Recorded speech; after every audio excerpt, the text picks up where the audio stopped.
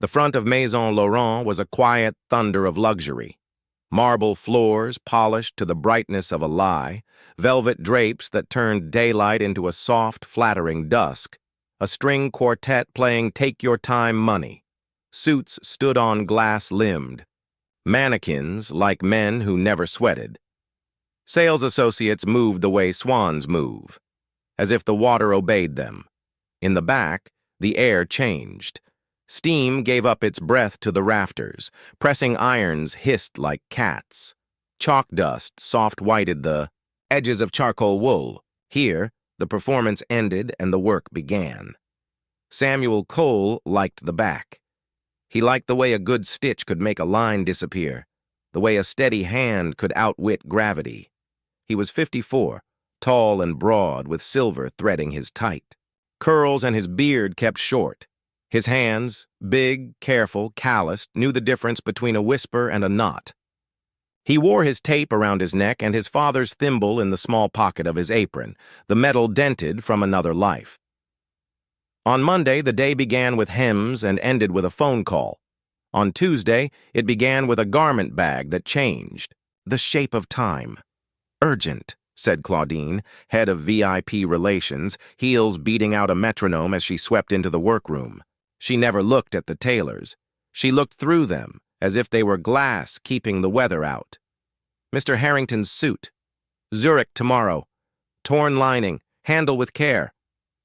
Samuel took the bag without comment. He knew the name. Everyone in New York knew the name. William Harrington. Billionaire investor, purchaser of teams and skylines, a smile like a closed door. The kind of man whose wristwatch cost more than a small house and told more than time. Samuel unzipped the bag on his oak table. Midnight blue, Italian wool, superfine, chalk marks from an earlier fitting still ghosting the seam allowances. He turned the jacket inside out.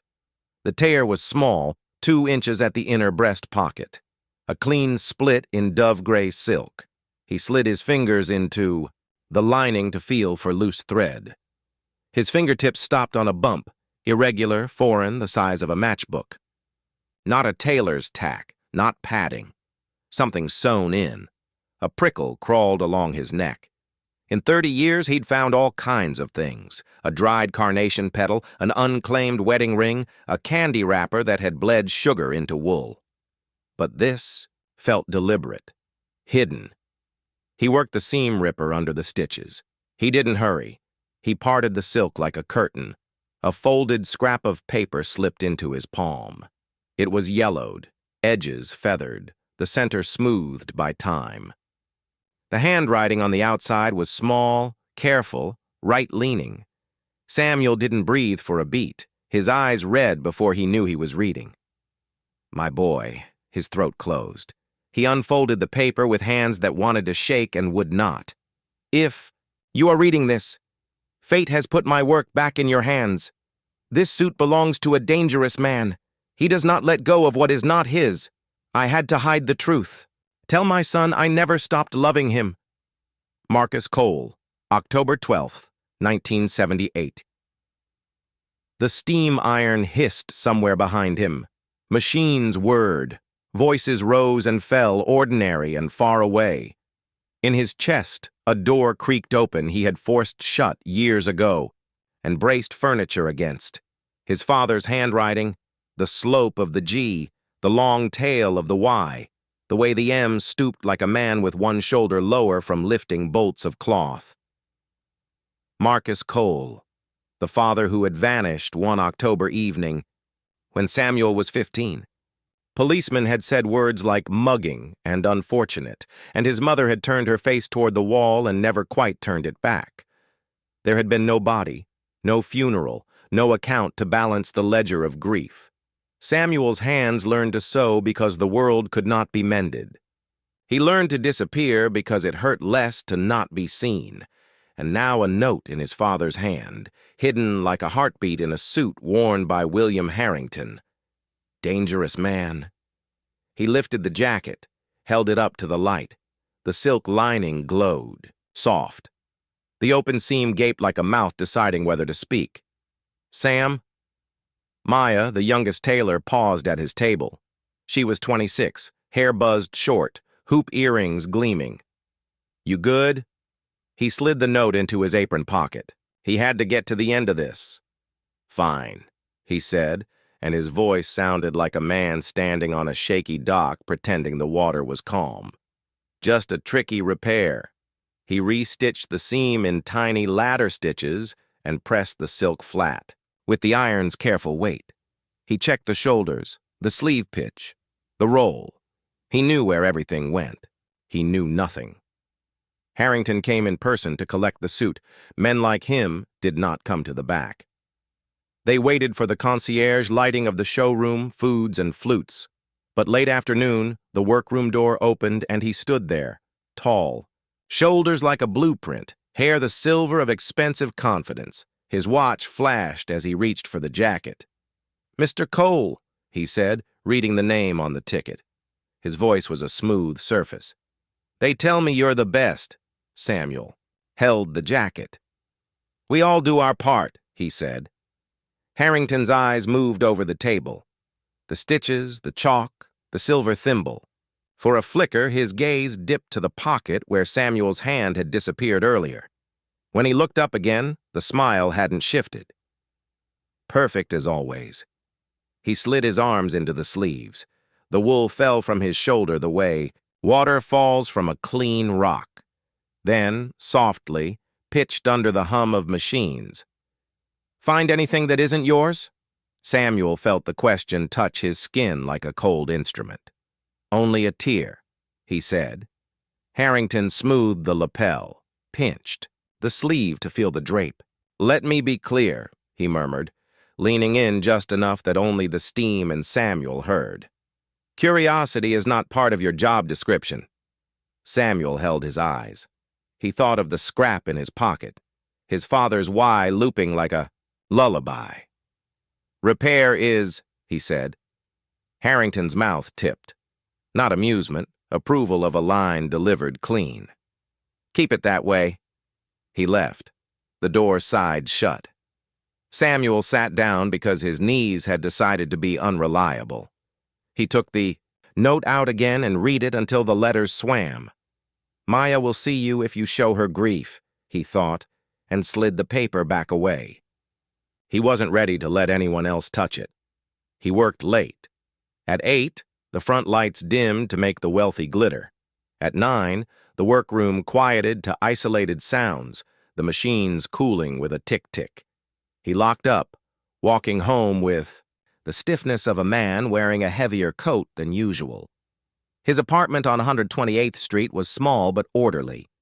The walls held family, his mother in a dress she sewed herself, his father laughing behind a counter, young Samuel in a threadbare school blazer 2 sizes too big. On the bookcase, a cigar box rested like a small coffin of sentiment. Inside, his father's measuring tape, cracked and soft with age, a button tin, a Polaroid of Marcus fitting a jacket on a client whose face the camera had washed out into glare. Samuel added the note to the box and set it back. For a long time he sat at the small kitchen table with his hands flat, as if to keep himself from doing something reckless. The refrigerator hummed. A siren wailed 3 blocks over and then forgot why. He took out the note again. He turned it over. A corner had been folded twice into a tiny triangle, then flattened. Not how his father folded things. Marcus made crisp halves and thirds like a man who honored symmetry. The little triangle looked like a sign for a reader he knew or hoped would come. He lifted the triangle with his nail. Under it, faint pencil. Marks, a number and a letter. B, a code, an apartment, a storage locker, a date. The letter was printed like a block. The pencil stroke was light, as if Marcus had written with something borrowed. Under the pencil, a dot, and another, half an inch down, dot, dot, Tailor's marks. Samuel smiled despite the cold in his chest. His father had taught him to hide. Notes for himself in his own work. A dot to mark a dart, a dot to mark a match point. 2 dots to line up a seam that looked unimportant and carried the weight of the garment. 2 dots meant Look twice. He turned the note under the lamp and saw faint imprints, ghost letters pressed into the paper from the page above it decades ago. He tilted and tilted until the indentations began to show like moon craters. H. Samuel sat back. William Harrington? The pencil had bitten, then cooled. He imagined his father at a small table, writing fast and careful, listening for steps. In the hall, he did not sleep. He dozed and woke to his own name in dreams, said in a voice that smelled like cedar and steam. In the morning, he called someone who had once worn a badge and now wore his past like an honest suit. Ruiz, said the voice. Brooklyn still in. Age turned into gravel. If you're selling me a tuxedo, I need 6 payments and a miracle. Marco, Samuel said, smiling for the first time in a day. It's Sam. I need a favor. Years ago, when Samuel had outgrown solitude, enough to say yes to beer, he'd joined a church softball team. Ruiz had been shortstop, wide, quick, retired NYPD chasing less dangerous baseballs. They had bonded over aching knees and the way men disappear into the stories other people tell about them. Over coffee at a diner with cracked red seats, Samuel slid the folded note across the table like a man in spy films. Ruiz read it twice. Your old man, Ruiz said softly. Damn. 2 dots, Samuel said. Something else. A 2B. Ruiz turned the paper like a detective does, looking for what ordinary eyes refuse to see. Harrington's name impressed. You think there's a case left after 46 years? I think there's a truth left, Samuel said. I don't know what to do with it yet. Ruiz drummed his fingers. 2B. Could be a storage locker. Could be a file code. Could be a unit number. In 78, maybe a safe deposit. People loved their bank boxes then, or... His eyes lifted. Garment codes. You tailors label things. What's 2B in your alphabet? Second-based, Samuel said automatically. Second fitting. But my father used chalk or ticket tags, not notes, unless he needed to hide something in plain stitch. You still got any of his records? Samuel shook his head. After Marcus had not come home, the shop had been shuttered, then scattered. Some things had been sold, some stolen by time. He had rescued the cigar box and the thimble. Everything else was a flood he'd never mopped. Then we look where people like Harrington leave fingerprints they think are polite, Ruiz said. Newspapers, directories, archives, and we look in closets. Closets? Rich men never throw suits away, Ruiz said. They donate them to themselves. Finding the past meant paying it respect. Samuel spent his lunch hour at the public library, fingers brushing spines, the hush around him like a church he could believe in. Microfilm coughed up a story in fragments. October 1978. A tailor from Harlem reported missing. Marcus Cole, age dodgy, police seeking information. A week later, the story went cold. The Times wrote a paragraph with no photograph. The Amsterdam News ran a picture. Marcus, behind his counter, hands up like he was explaining something fun. On page 9, a week before the disappearance, a smaller item, Harrington and Langford Partners celebrates acquisition. A grainy photo, young, men in suits. One face looked like the man who had stood in his workroom, but without silver, without patience. The caption named only Langford. The Harrington in the photo was just a shoulder at first glance. 2 dots. Look twice. Samuel looked. He knew how to see a suit. The shoulder had a specific slope, the lapel a certain sweep. The line of handwork on the collar, the barely visible pick stitch, was his father's. Marcus had a way of setting the undercollar that let a jacket hold a neck like a welcome. He kept turning pages until his lunch hour was gone, and then another. On a society page in November, a young woman wore a gown like a waterfall, and on her arm was the same shoulder, now more confident. The caption named the woman. The man was just guessed. Money likes to be seen without being named. On his third day of searching, he found a mention in a business section. Up-and-coming banker William Harrington seen dining with mentor Charles Langford at Delmonico's, tailored to the nines. Samuel snorted. Tailored to the nines by whom? He traced the lapel with his finger on newsprint. The stitch was a signature, and he recognized the hand. He called Ruiz. Delmonico's, Ruiz said. There's a route there from Harlem that runs past a lot of places a man can vanish, but we need more than a feeling with a good stitch. What? About closets? Samuel asked. Langford died 10 years ago, Ruiz said. His estate donated part of his wardrobe to the Museum of Costume and Design for a Men of Finance exhibit. I remember laughing about that. Men of Finance, a show about how money wears pants. He cleared his throat. We could ask a friend in curation to let us see the donation inventory. Ask a friend means what it always means, Samuel said. You helped someone once and now they return the dish. Something like that, Ruiz said. Bring me a measuring tape so I look official. They signed forms and wore gloves. In the museum's cool back rooms, racks of suits stood in quiet rows, shoulders holding empty air with dignity. A curator named Layla, hair tied in a scarf, eyes bright with the happy seriousness of people who love careful things, wheeled out a rail labeled Langford, Charles, 1968-1984. Samuel's breath thinned. He had spent his life in rooms like this without the museum label. The difference was who was allowed to speak. Layla lifted a jacket. Observe the hand stitching, she said, to hide the favor in formality. Remarkable work. The label inside reads Marcus Cole, Harlem. She glanced at Samuel when she said the name. Samuel's glove trembled as he turned back the facing.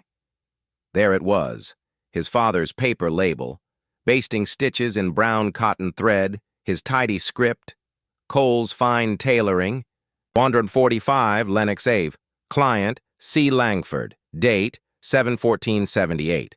Under the label, his father had tacked a tiny sliver of muslin with 2 dots inked in.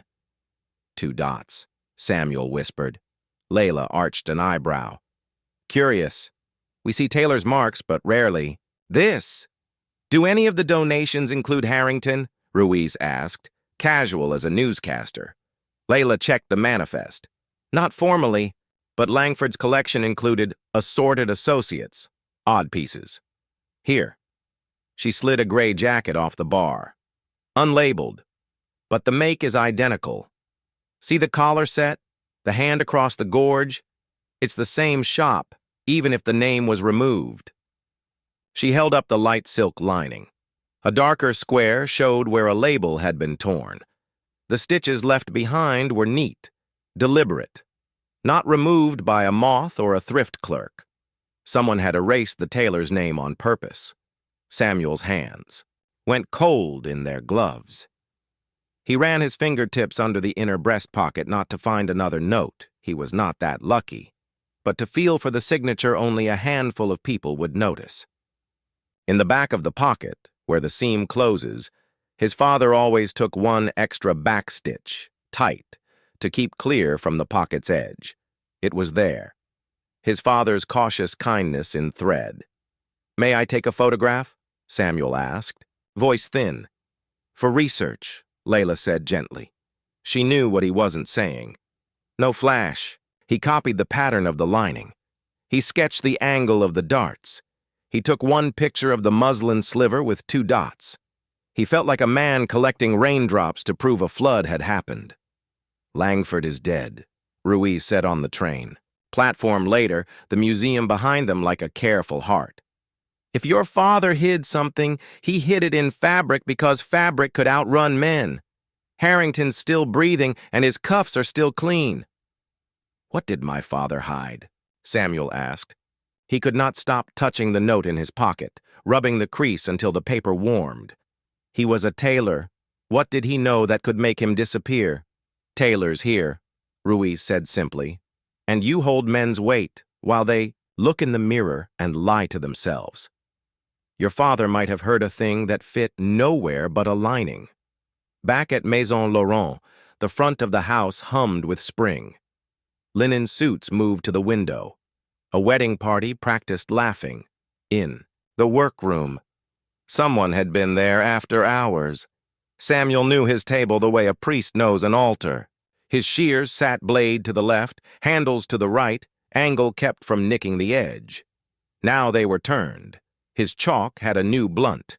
The drawer, never locked because who would steal chalk, had a scratch as if a ring had tightened and slipped.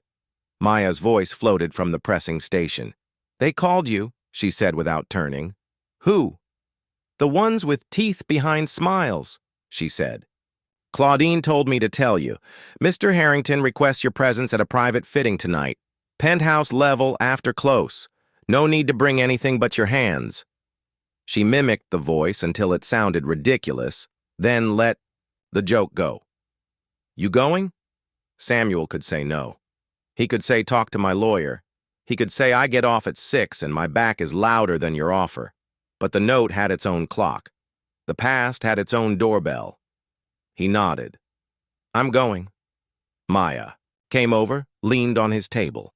Her earrings caught the strip light. "Sam," she said as if to a cliff's edge, "you don't have to prove your father existed to anyone. He existed because you exist." "My father left a sentence half-written," Samuel said. "I want to see the rest of the line." Then, "Don't go alone," she said. "Call your cop friend. Or, hell, call me. I can look mean if I squint." He smiled, the rare kind that survives worry. "You already look stronger than me," he said. That's enough. Harrington's building pretended not to be a fortress. The lobby was an art gallery for money. The elevator went so fast your stomach decided to be patient. A woman with a tablet and a diamond whispered into an earpiece to announce Samuel as if he were a tray of oysters. The penthouse had the view rich people buy, the city like a map spread for their approval, the park a green lie that said nobody was hungry.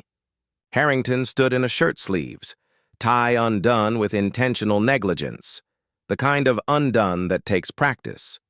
"Mr. Cole," he said, "I prefer directness. You prefer the same, I think." "I prefer truth to sit down and stop dancing," Samuel said, surprising himself. He was not a man who picked fights with altitude. Harrington smiled, shark and photo op. "Truth is a luxury. We trade in appearances." "I trade in fit," Samuel said. "Appearances are for the front. Fit is for the back." Harrington gestured to a rack. 5 jackets, all midnight or twilight, hung like men at attention. "Tell me what you see." Samuel stepped close. He touched the lapel edge. He turned a cuff. He opened a lining where a label belonged. On all 5, the label had been cut free. On all 5, the silk showed a darker rectangle where a name had lived. "Why remove the labels?" Samuel asked. "People talk," Harrington said lightly. "People who made things for me when I was nobody would love to sell that story now. I prefer my past to be tidy." "Your past," Samuel said, not a question.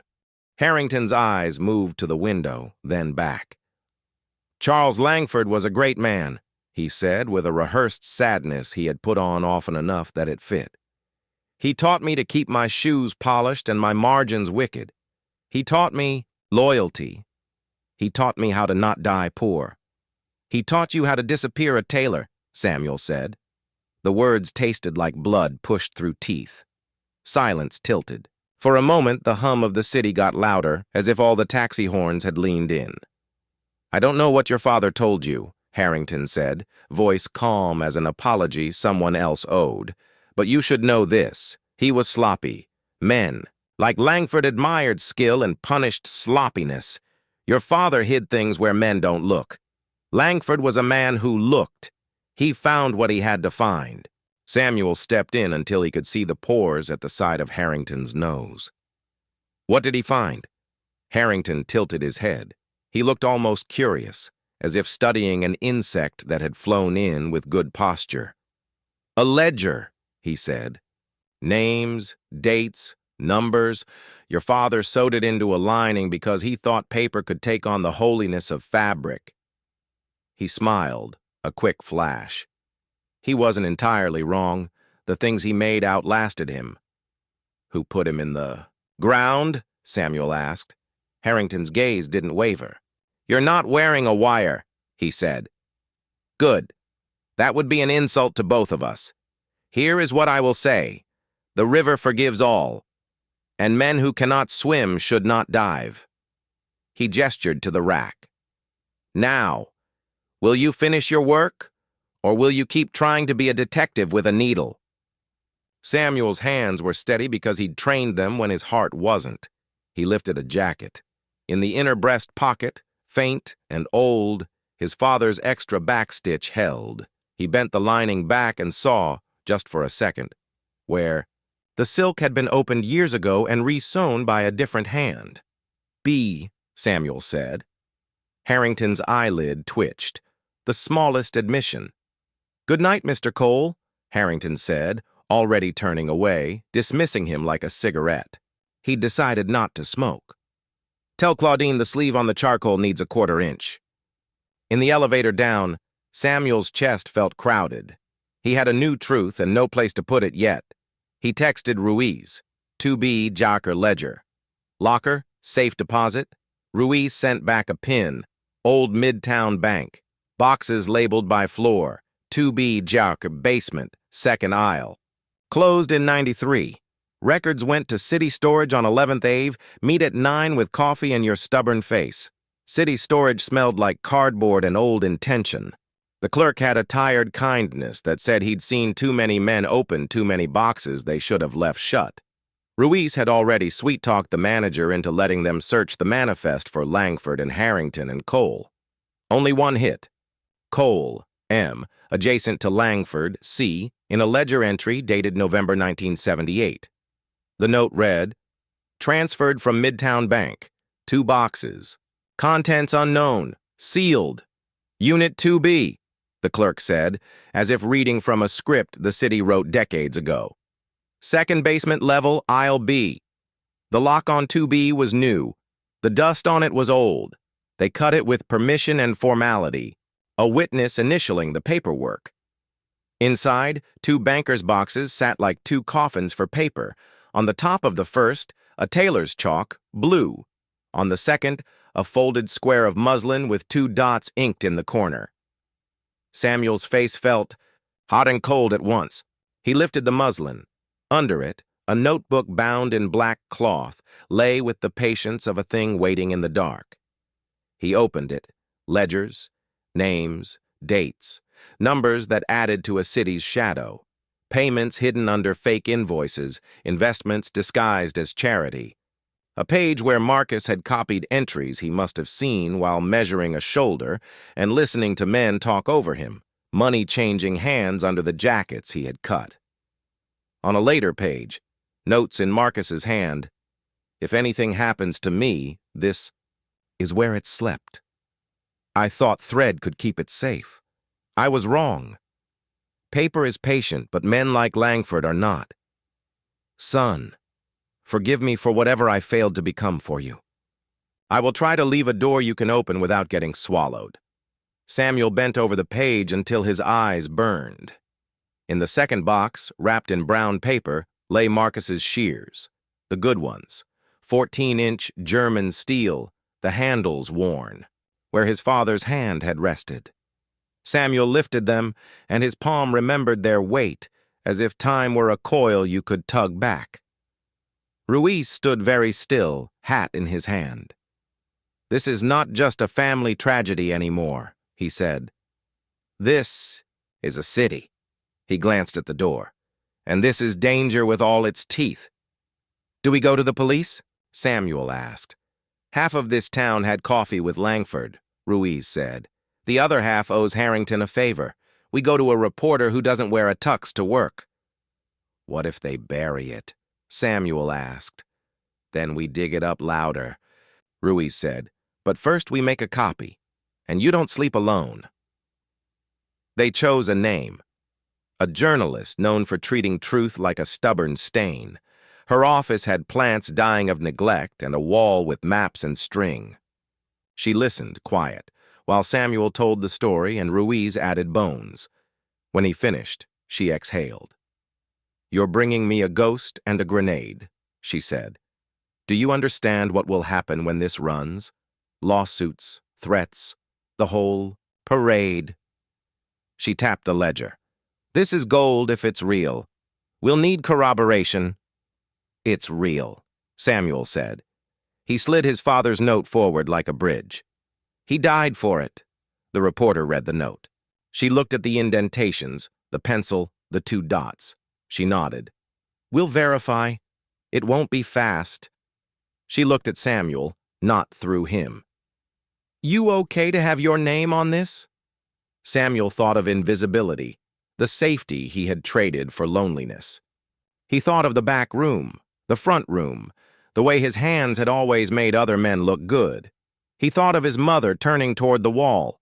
He thought of his father's thimble warming in his palm, saying without words, "Finish the seam." "Yes," he said, "it's my name." Threats arrived as elegantly as invitations. A letter on heavy paper advised him to consider the value of discretion. An unmarked car idled outside his building for an hour and then remembered it had errands. Claudine called him into her office to say the Maison valued neutrality. "We are not political," she said, voice porcelain. "We are human," Samuel said. "Voice cotton and steel." "You're bringing trouble to our door," she said. "Trouble was already shopping in the front," he said. He stayed late anyway. He sewed jacket fronts to facings, glued canvas with a brush, set sleeves so the heads stood like proud men. He moved a needle through cloth as if threading through weeks, making a path. Maya nudged a chair to his table. "Sit when you can," she said. "Stand when you must." She slid him a Tupperware. "Eat. My aunt says you can't fight rich men hungry." He laughed, a small, grateful sound. "Your aunt is right. Also, a woman came to see you," Maya added, eyes bright with something between warning and good gossip. "She left a card." The card was thick, cream, the font expensive but quiet. "Clara Harrington," it read, with a cell number and an email. Samuel turned it over. On the back, in a hand that had learned to hide its loops, she had written, "I think my father is lying to me. Please meet me. No press, no cops. I want to know who I am." "Daughter," Ruiz said over the phone when Samuel read the card aloud. "That's a thread you can pull, or it's a rope someone can hang you with." "I'll meet her," Samuel said, "but not alone." They chose a cafe in the garment district where coffee tasted like work. Clara Harrington wore a wool coat, too fine for the room and a nervousness that made her ding the spoon against the cup. Late 20s, hair pinned in a style that pretended at ease, eyes that hadn't learned where to put their fear. "I don't know what I'm doing," she said, words precise like someone raised by legal counsel. "I only know that my father said tailors are like wallpaper, and I believed him until I tried on a jacket and felt a backstitch that wasn't mine." She laughed, a small, self-angry sound. "That sentence makes no sense. But I tried on one of his old jackets because I thought I could understand him by wearing him. In the inner pocket, there's a stitch that catches your nail. I couldn't stop thinking about it." Samuel showed her the thimble. He told her about the ledger, carefully. He watched her face change, incredulity to inventory to grief. "He told me," she said slowly, "that his mentor was a good man. He told me men like him taught loyalty. He told me to be ruthless and honest. I thought I could be both." "You can be new," Samuel said. "You don't have to be what he taught." She nodded, swallowing. "If I help you, he will cut me off." "If you help yourself," Ruiz said gently, "you'll still be you when your father runs out of applause." She took out a small envelope. "I found this in our storage. It's addressed to CL in my father's handwriting. I don't know if it's a letter to Charles Langford, or to me, or both." She pushed it across the table. I want you to open it. If it's nothing, ignore me forever. If it's something, tell me what I am. Samuel slid a finger under the flap. Inside, a key lay scuffed and ordinary. On its tag, embossed, Midtown Safe, 2B. Clara exhaled like a balloon deflating. So I'm not crazy, she said. No, Samuel said softly. You are exactly sane at the exact wrong time. She smiled, wet-eyed. My mother used to say that. Your mother, Ruiz asked carefully. Where is she in this? Gone, Clara said. 6 years. She liked flowers more than money. I think that was their tragedy. Samuel closed his hand over the key. We already opened the locker, he said. Your father moved the contents 46 years ago, but the key tells us he had to. It links him. Will you tell the papers I helped? She asked, voice small. I don't want to be famous for being useful. I'd like to be anonymous for being decent. We'll protect you, Ruiz said, as much as decency can protect anyone. The reporter confirmed what the ledger suggested. Cross-checked payments lined up with projects that broke union lines and laws. Names matched shell companies. She found a long-retired clerk who remembered a man in a nice suit closing a bank box on a rainy November morning and whistling like he had a train to catch and a man to bury. The story ran on a Wednesday. The headline said what Samuel had wanted to scream for years and hadn't had words for. Beneath the photo was Marcus behind his counter, borrowed from the Amsterdam News. Smile like a welcome home. The city responded like a struck piano. Notes flew out everywhere. Some people said liar because that is what they keep in their pockets, for days like this. Some said finally. Some said nothing because they were paid to. Harrington went on television and called it an attack by envious nobodies. He said the ledger was a fabrication by a grieving son who wanted to be important. He hired lawyers who could bend air. Under the noise, other suits came out of closets. Men called the paper and spoke in the careful tone of those who have waited, for the water to be safe. A driver remembered a route that stopped by a river. A night clerk remembered blood on a sleeve cuff and a hush. A tailor remembered a client who told him to remove a label. The district attorney announced a review of old cases. Langford's name reappeared with the rust rubbed off. Harrington's calendar was subpoenaed. The city's glossy skin flinched. Samuel went to work every day.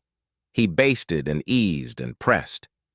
People looked at him differently now, some with admiration, some with the kind of fear that sees the truth and thinks it will stain. Claudine avoided him until avoidance looked like guilt, then told him he was brave in a tone that meant inconvenient. Maya painted a dot of blue chalk over her heart. For your dad, she said. 2 dots, Samuel said, and she drew the second. He received one more envelope, hand-delivered by a messenger who had the look of someone who does not read what he carries. Inside, there was a single sheet with a single sentence in a hand that had learned to control its ghosts. You think you have sewn me into the past, but I am the seam that holds this city up. W.H. Samuel read it once. He folded it and burned it over his kitchen sink, because not every sentence needed a shrine. That night, a knock at his door. Clara stood there with a duffel bag and the face of a person whose home had become a museum.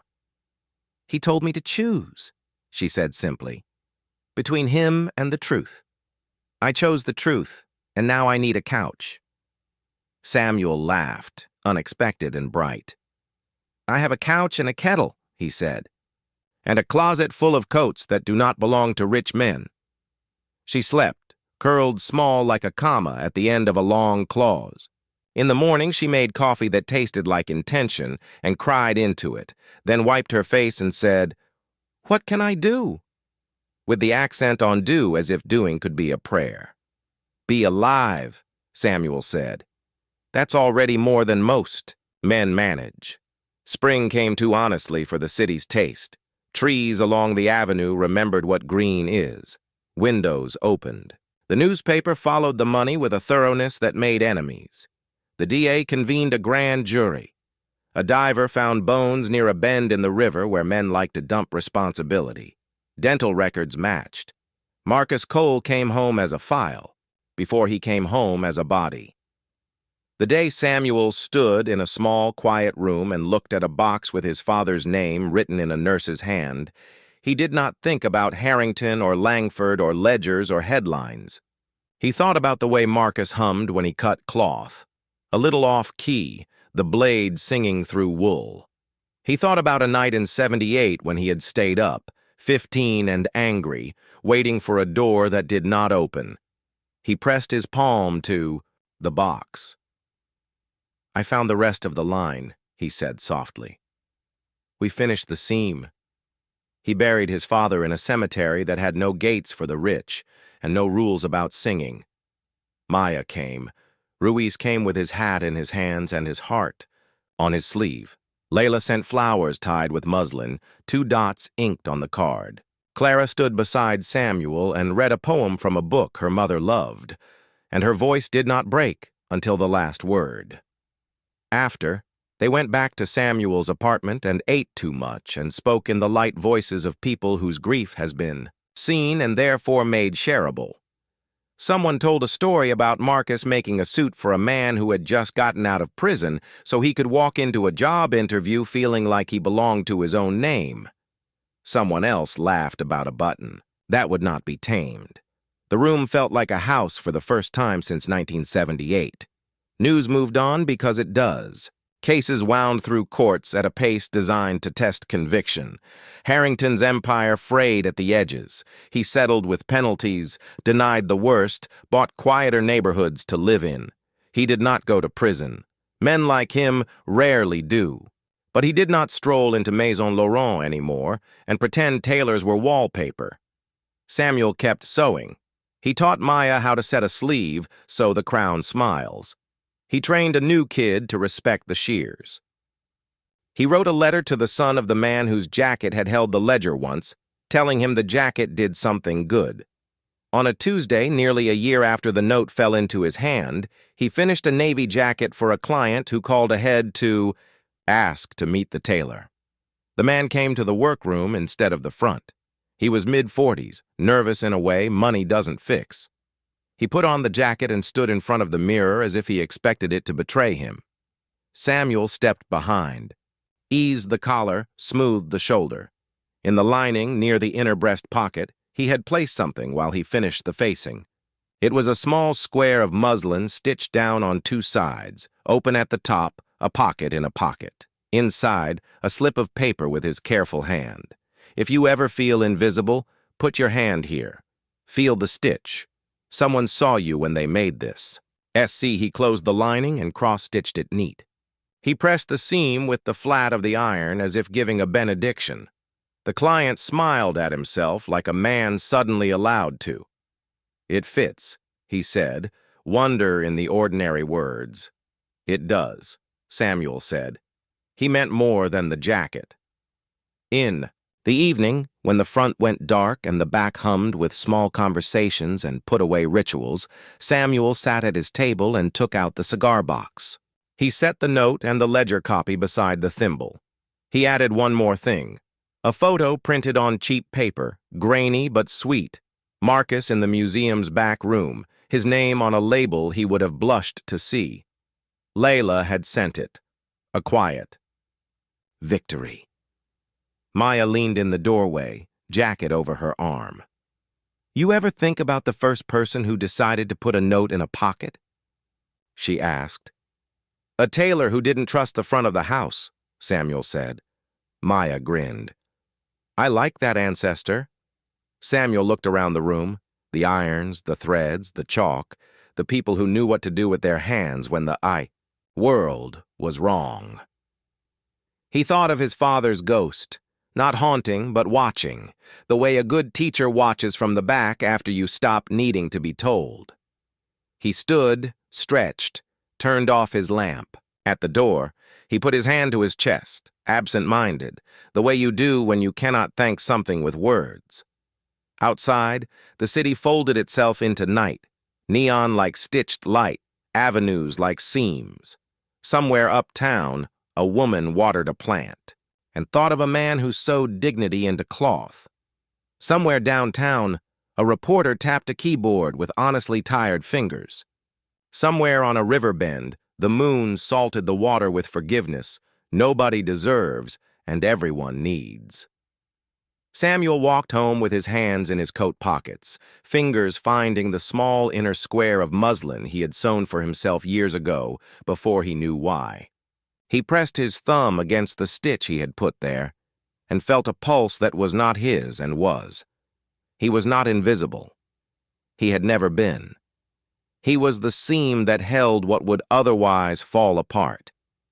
And in the thin quiet between traffic and sleep, if you listened hard enough, you could hear a tailor humming off-key, a note carried a long way through time, stubborn as love.